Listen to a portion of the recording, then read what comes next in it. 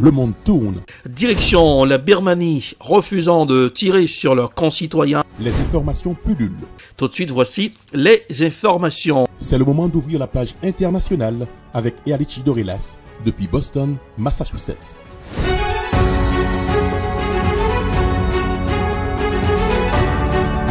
Mesdames, Messieurs, bonsoir et bienvenue dans la page internationale au grand journal du 14h, en direct depuis sa newsroom à la capitale des grandes universités du monde, Boston, Massachusetts. Erlich Dorelas pour la présentation. Bonsoir Joannel, bonsoir Robin, bonsoir aux auditeurs de la radio évangélique Hosanna, 102.3 FM à Jacmel. Laurent Gbagbo, arrivé à Abidjan après 10 ans d'absence. Le président ivoirien Laurent Gbagbo est arrivé jeudi à Abidjan en avion depuis Bruxelles. Cela marque son retour au pays pour la première fois depuis qu'il a été chassé du pouvoir en 2011. Un retour permis par son acquittement de crimes contre l'humanité par la justice internationale et par le feu vert donné par Abidjan au nom de la réconciliation nationale. Voici un extrait de ce moment historique dans l'histoire de la Côte d'Ivoire, l'arrivée de l'ancien président Laurent Gbagbo. Pardon, mais Laurent Gbagbo est en train de sortir du pavillon présidentiel, donc à l'aéroport d'Abidjan, en Côte d'Ivoire. On attend donc la sortie. On voit déjà effectivement l'ensemble, cette foule qui l'attend. Nous sommes donc à l'aéroport d'Abidjan, au pavillon présidentiel. On voit également le service de sécurité qui attend donc l'arrivée de Laurent Gbagbo. C'est totalement imminent. On voit ces images. Et bien le voilà.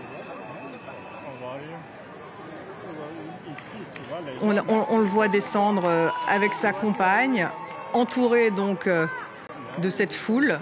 Laurent Gbagbo est donc arrivé avec sa chemise bleue. Vous le voyez, il est arrivé donc à Abidjan, l'aéroport d'Abidjan, au pavillon présidentiel. Vous assistez vraiment en direct à sa sortie.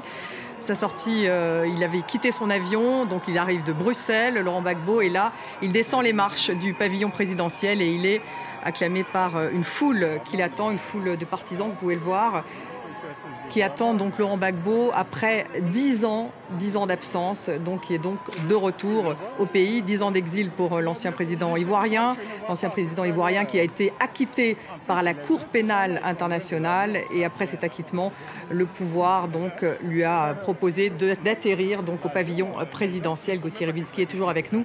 Voilà les images. Ça fait 10 ans que les partisans de Laurent Gbagbo attendent cela. Gauthier. Oui, tout à fait. Ce dont on... Nous resterons toujours en Côte d'Ivoire, des échauffourées dans plusieurs communes d'Abidjan.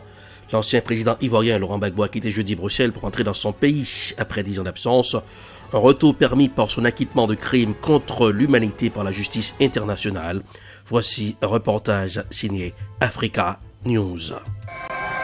Des groupes de sympathisants qui tentaient de rejoindre l'aéroport d'Abidjan pour l'accueil de l'ancien président ivoirien Laurent Gbagbo ont été dispersés dans plusieurs communes d'Abidjan, Ayopougon, Port-Boué ou encore Koumassi.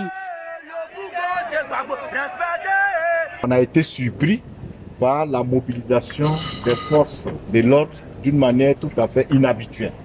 À tous les points des carrefours, à tous les coins de rue, au carrefour Akwaba, au grand carrefour de Koumassi, il y a eu des jeunes, des personnes qui sont venues, qui ont été gazées. Et on apprend qu'au carrefour d'Akwaba, il y a eu 40 interpellés déjà. On ne comprend pas pourquoi. Les manifestants repoussés ne cachaient pas leur colère de voir les accès de l'aéroport bloqués, sauf pour les voyageurs devant prendre un avion et les journalistes accrédités. L'ancien président ivoirien Laurent Gbagbo a quitté jeudi Bruxelles pour rentrer dans son pays après 10 ans d'absence, un retour permis par son acquittement de crimes contre l'humanité par la justice internationale. Direction le Pérou, Castillo confirmé vainqueur de l'élection présidentielle. La droite crie à la fraude. Après des jours de dépouillement, le candidat de gauche Pedro Castillo sort vainqueur de l'élection présidentielle péruvienne avec 50,12% des voix. Mais avant de reconnaître sa victoire, le jury électoral doit prendre en considération les accusations de fraude de sa rivale Keiko Fujimori. Voici un reportage signé Euronews. Le suspense est enfin levé. Le candidat de gauche à la présidence péruvienne, Pedro Castillo, arrive en tête avec 50,12% des voix à l'issue du dépouillement. Il a rejeté mardi les appels à annuler le scrutin pour fraude, lancés par des soutiens de son adversaire de droite, Keiko Fujimori. J'exige des autorités électorales qu'elles fassent en sorte qu'une fois pour toutes, nous cessions de nous éterniser et de maintenir le peuple péruvien dans l'angoisse et que la volonté du peuple de ce pays soit respectée. Après dépouillement de l'intégralité des votes, le résultat était très serré, avec seulement 45 000 voix séparant Castillo de son adversaire populiste Keiko Fujimori, la fille de l'ex-président Alberto Fujimori. Celle-ci demande l'annulation de 200 000 votes qu'elle estime frauduleux. Après avoir reçu plusieurs rapports sur des actions menées par les membres du Free Party pour altérer le résultat des élections, nous avons présenté une série de requêtes en invalidation. Nous utilisons ainsi notre droit à un processus propre et transparent.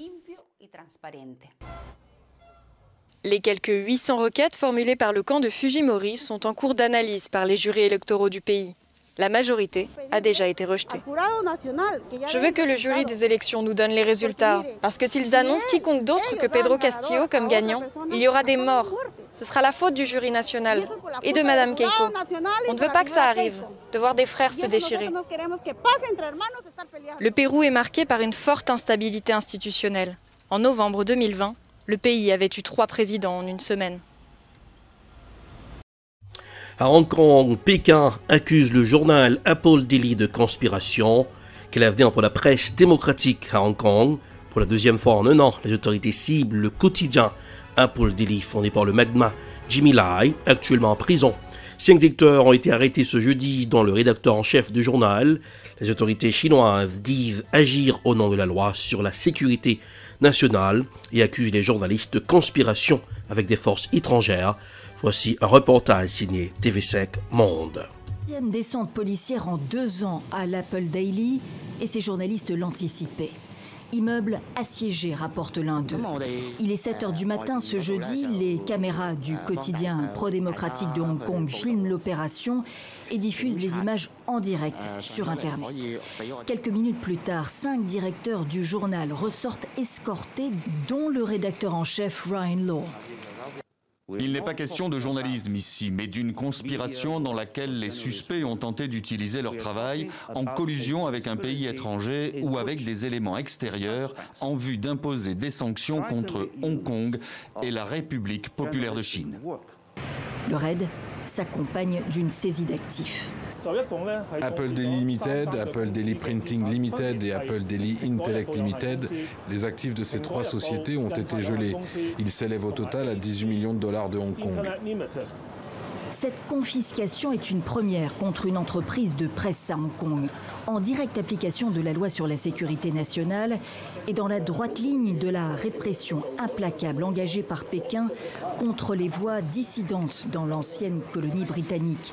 Next Digital, cotée en bourse, la maison mère du tabloïd Apple Daily, a été d'un soutien sans faille au mouvement pro-démocratie depuis 2019.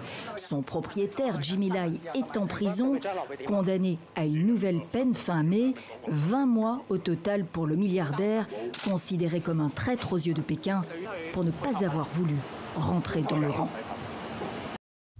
Aux États-Unis, le Congrès américain approuve un jour férié pour marquer la fin de l'esclavage.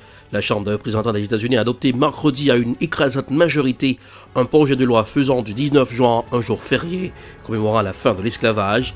Le président américain doit désormais promulguer cette loi. Retrouvant l'envoyé spécial de France 24 à Washington, Mathieu Mabin, pour un décryptage.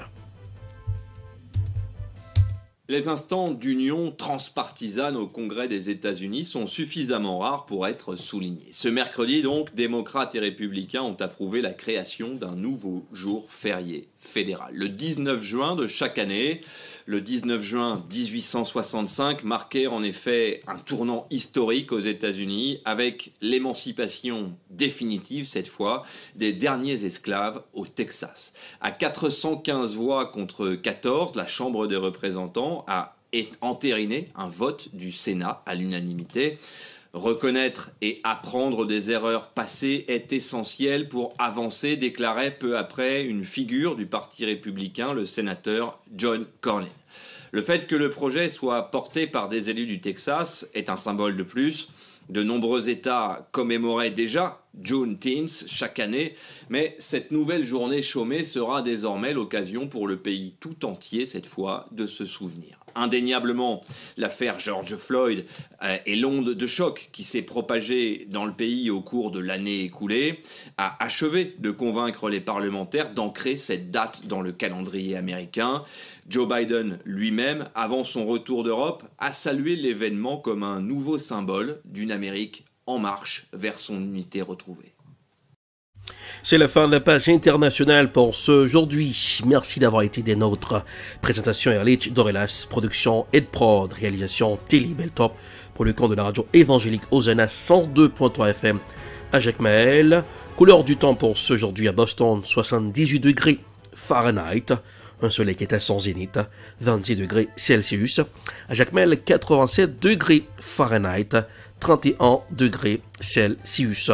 Bonsoir Jonel, bonsoir Rubans, bonsoir aux auditeurs de la radio évangélique Hosanna. Passez un excellent mercredi accompagné de la radio. Et le rendez-vous c'est jeudi de préférence. Un excellent jeudi. Et vous c'est pour demain. Au revoir, à demain.